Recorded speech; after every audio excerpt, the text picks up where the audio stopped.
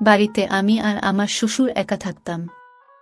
রোজ রাতে আমার শ্বশুর আমাকে একটা নতুন বেডশিট দিয়ে যেত আর বলতো, বৌমা, এটাতে ঘুমাও, আর সকাল হলে বেডশিটটা একটা ব্যাগে ভরে নিয়ে চলে যেত।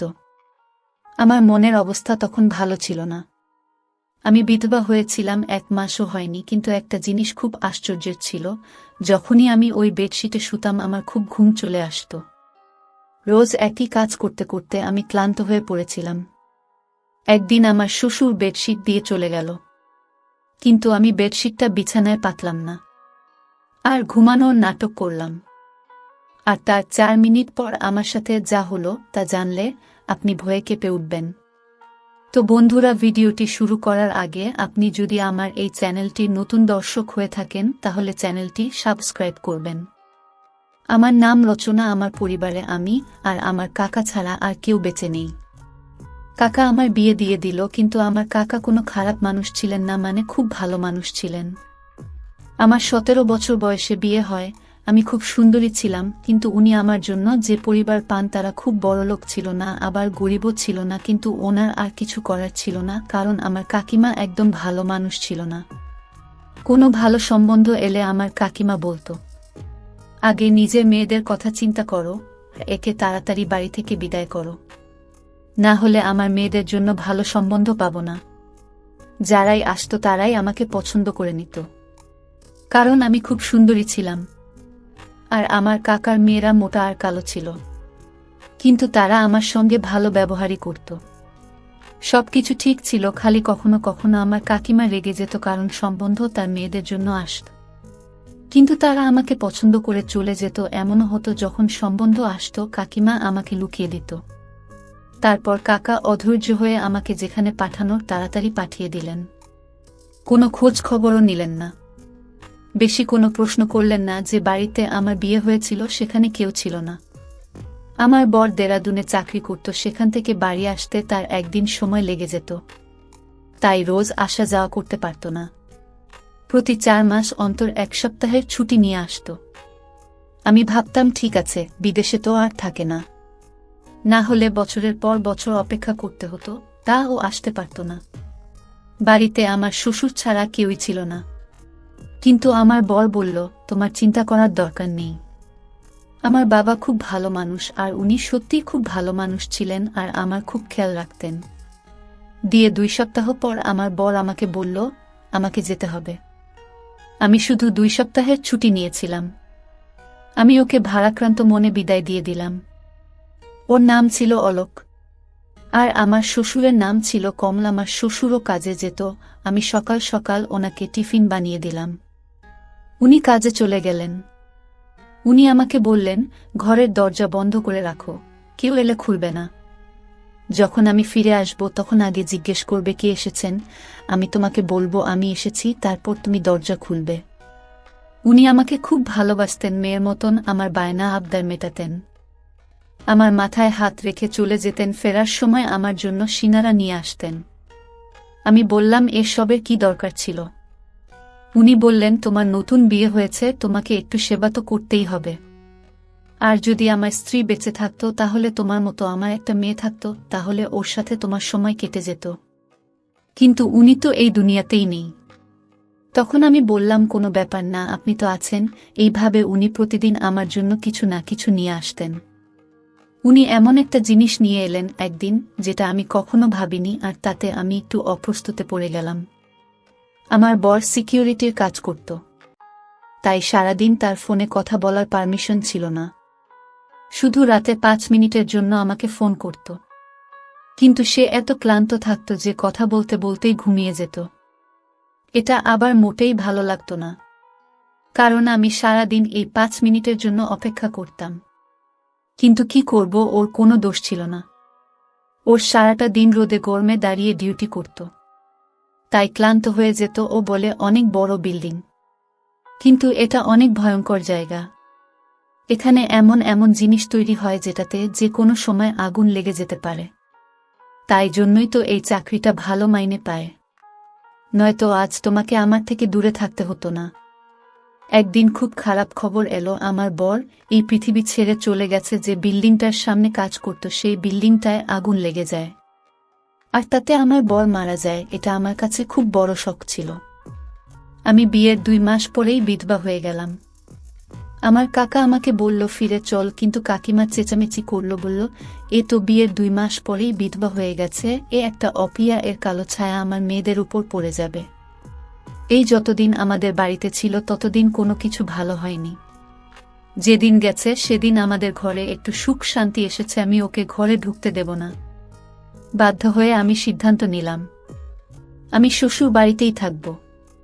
আমার কাকা বলল চিন্তা করিস না, আজকাল তো বিধবা ডিভোর্সি মেয়েদেরও বিয়ে হয়ে যায়, কাউকে না কাউকে পেয়ে যাবি। আমি তোর জন্য আবার ছেলে দেখব, কিন্তু আমি আর বিয়ে করতে চাই না, কারণ আমার বরের কথা আমার খুব মনে পড়ে। আমার শ্বশুর তাড়াতাড়ি কাজ থেকে বাড়ি ফিরে এলো, আর আমি দেখলাম উনি সাথে করে একটা সাদা রঙের বেডশিট নিয়ে এসেছেন। বললেন বৌমা, এটা বিছানায় পেতে এসো।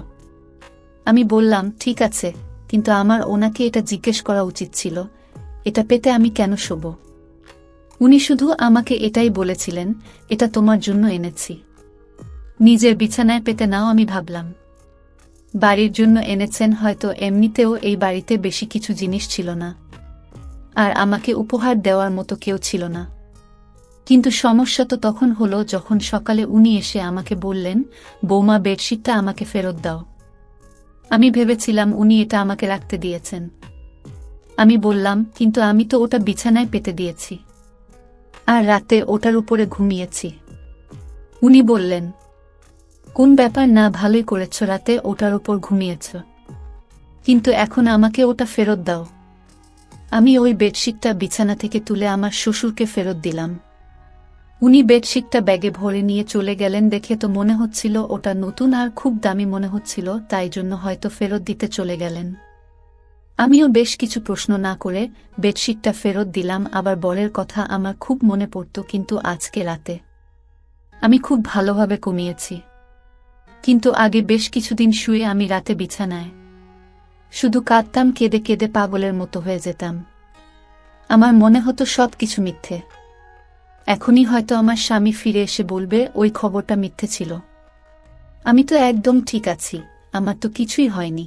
কিন্তু এগুলো শুধুই মন বোঝানো কথা। এরকম ভাবে কি কেউ ফিরে আসে? জীবন বড় খারাপ জিনিস, মানুষের সাথে ন্যায় বিচার করে না, উল্টে মানুষকে এমন পরিস্থিতির মধ্যে ফেলে দেয় যেটার জন্য সে প্রস্তুত ছিল না।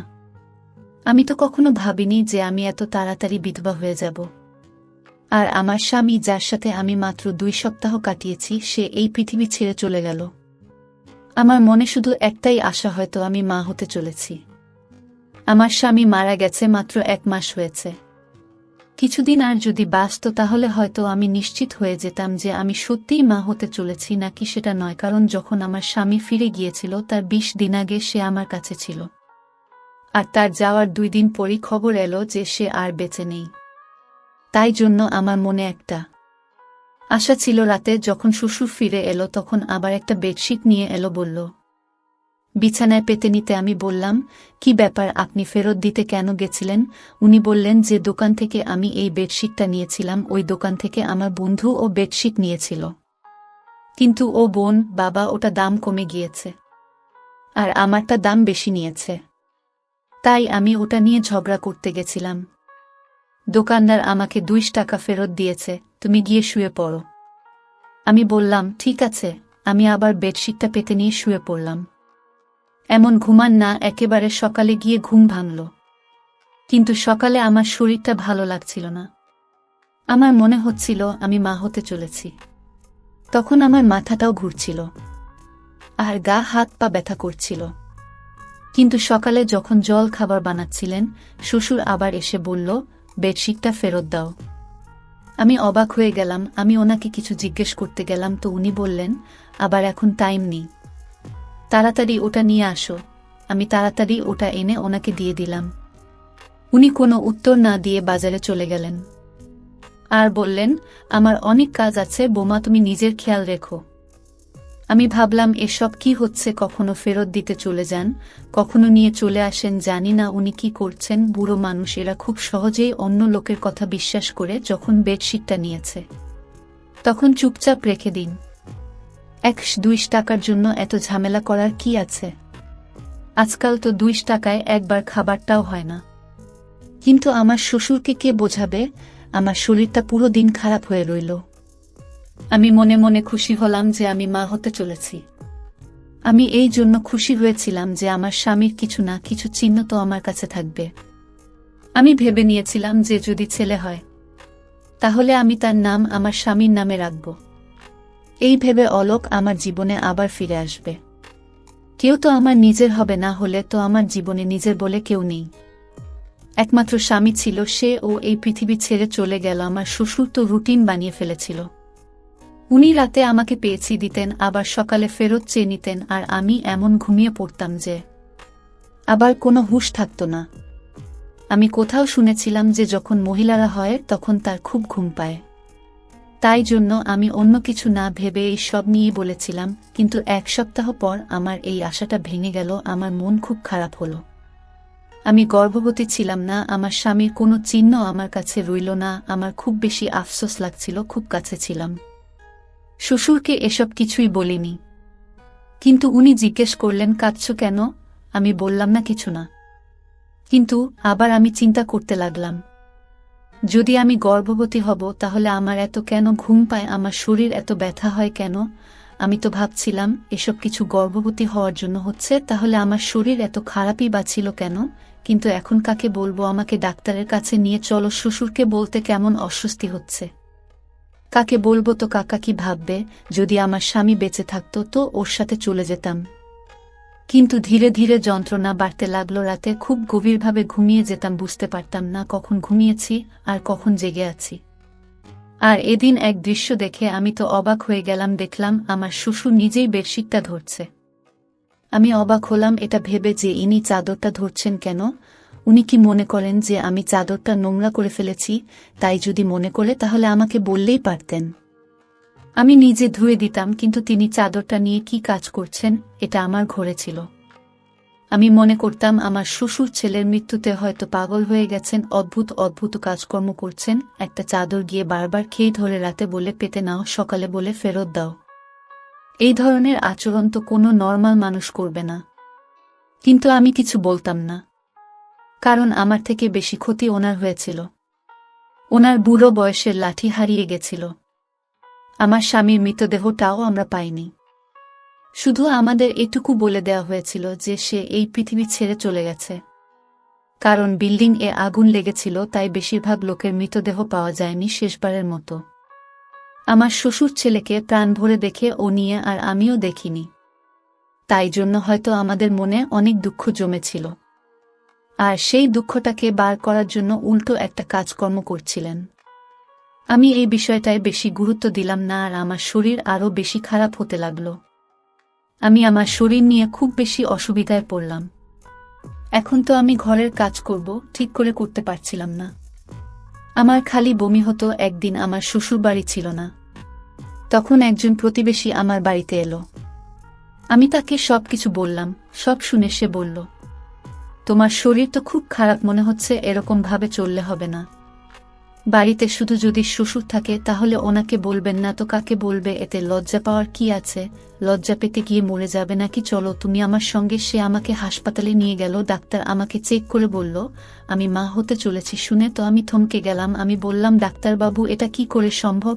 আমার স্বামী তো মারা গেছে। উনি আমাকে কোনো তারিখের ব্যাপারে জানতে চাইলেন। আমি ওনাকে সবকিছু বললাম। আমি ওনাকে বললাম, হ্যাঁ আমারও আগে মনে হতো এমনটা, কিন্তু সেটাও তো প্রায় 1 মাস হয়ে গেছে। আমার স্বামী 2 মাস আগে আমাদের ছেড়ে চলে গেছে।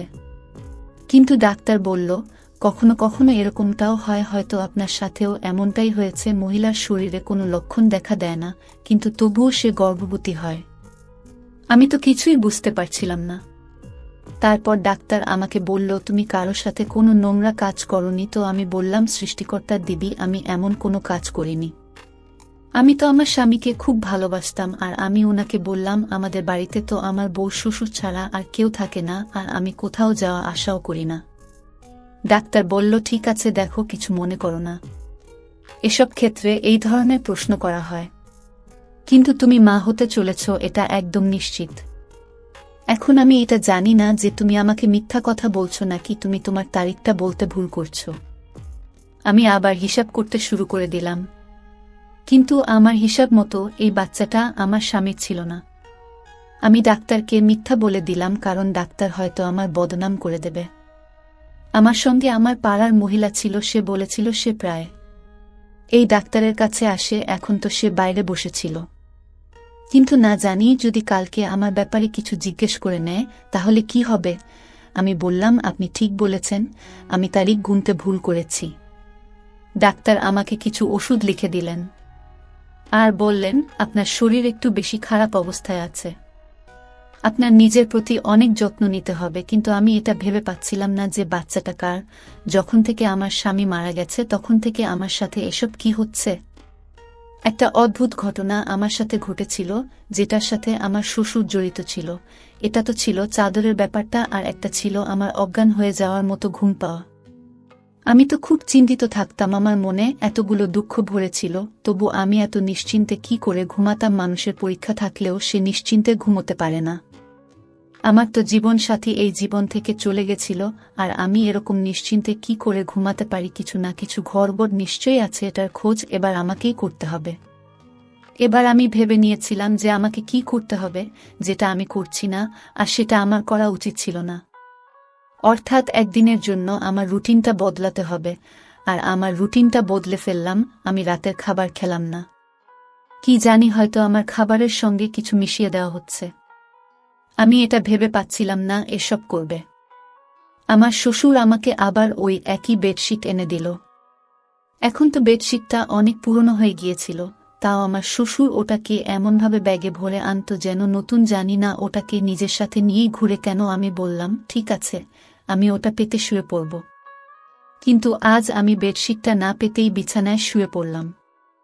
কিন্তু আমি আশ্চর্য হলাম, আজ আমার ঘুম আসছিল না।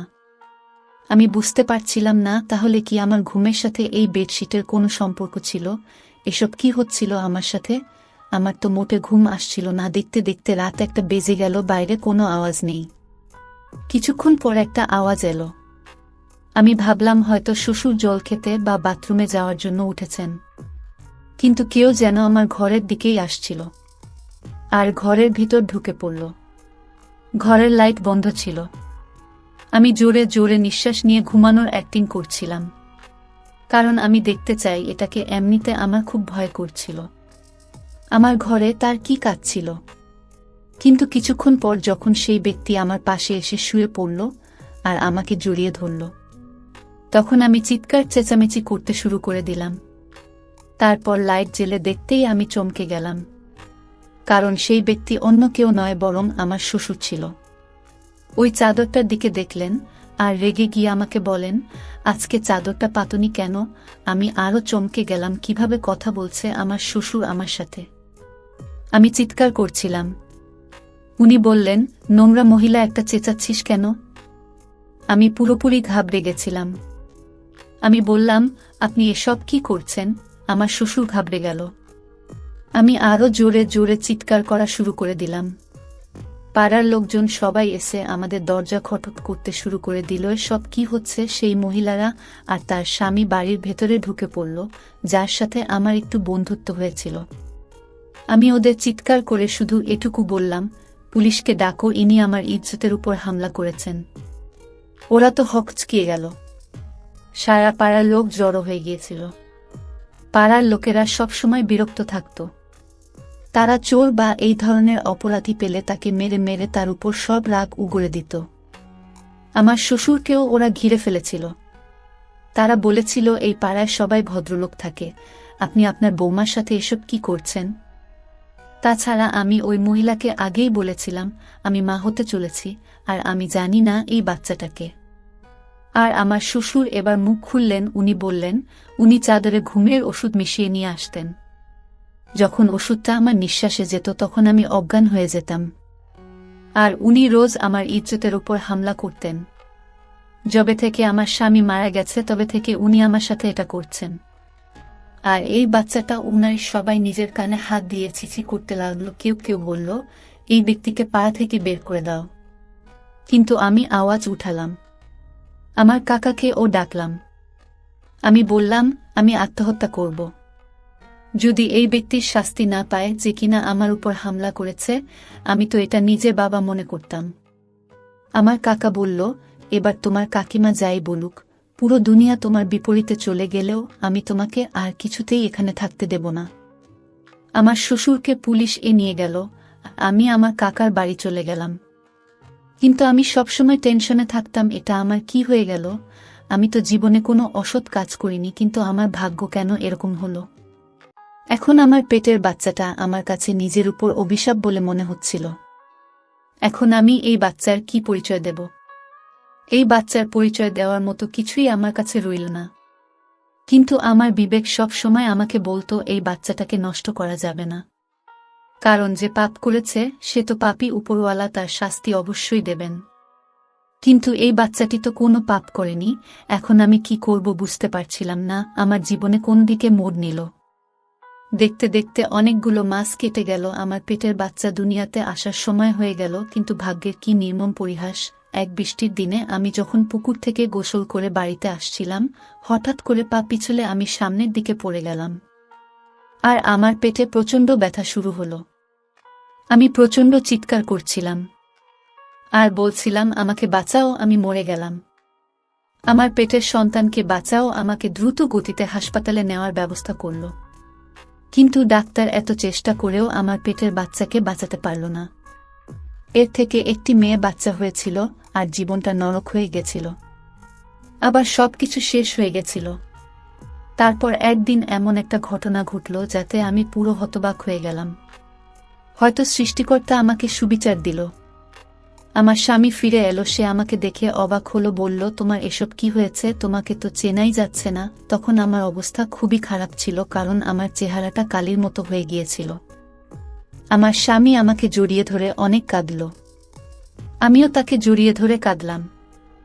আমার স্বামী হাসপাতালে ছিল, কোমায় চলে গিয়েছিল। আর কেউ তার পরিচয় জানত না, তাই কেউ তার বাড়িতে খবর দিতে পারেনি। আমার স্বামী মরেনি, অজ্ঞান হয়ে গেছিল। 1 বছর পর তার জ্ঞান ফিরতেই সে দৌড়ে আমার কাছে এসেছে। আমি ওকে সবকিছু বলে দিলাম। ও শুনে পুরো হতবাক হয়ে গেল। ও বলল, এখন আমি কি করব? এসব কি হয়ে গেছে? আমি বললাম, কিছু করতে হবে না, শুধু আমাকে ছেড়ে যেও না। ও বলল, ও আজ থেকে আমার বাবার সাথে আমার কোনো সম্পর্ক নেই। আমি তোমার সঙ্গে আছি, তুমি চিন্তা করো না, আমরা একসাথে থাকব। এই ঘটনার অনেকগুলো বছর পার হয়ে গেছে। এখন আমার মনে হয় হয়তো এটা কোনো খারাপ স্বপ্ন ছিল যেটা আমি কাটিয়েছি। হয়তো এটা কোনো একটা ভালো স্বপ্ন যেটা আমি কাটাচ্ছি, যে আমার স্বামী ফিরে এসেছে। এখন আমাদের একটি ছেলে 5ম শ্রেণীতে পড়ে। এখন আমি আমার এই স্বপ্নটা থেকে যেতে চাই না। আমি আমার স্বামী আর সন্তানকে নিয়ে অনেক সুখে শান্তিতে আছি। কিন্তু আমি সবাইকে বলতে চাই, এই গল্পে শ্বশুর নামের চরিত্রটি যে রকম খারাপভাবে ফুটে উঠেছে, আসলে দুনিয়াতে এরকম অনেকেই আছে যারা আপনপর সম্পর্ক বোঝে না, কিন্তু সবাই সমান না। অনেকেই আছে যারা ছেলের বউকে নিজের মেয়ে মনে করে। আমাদের এই গল্পটি যদি ভালো লেগে থাকে তাহলে লাইক, কমেন্ট, শেয়ার ও সাবস্ক্রাইব করে আমাদের পাশেই থাকবেন। ধন্যবাদ সবাইকে গল্পটা শোনার জন্য।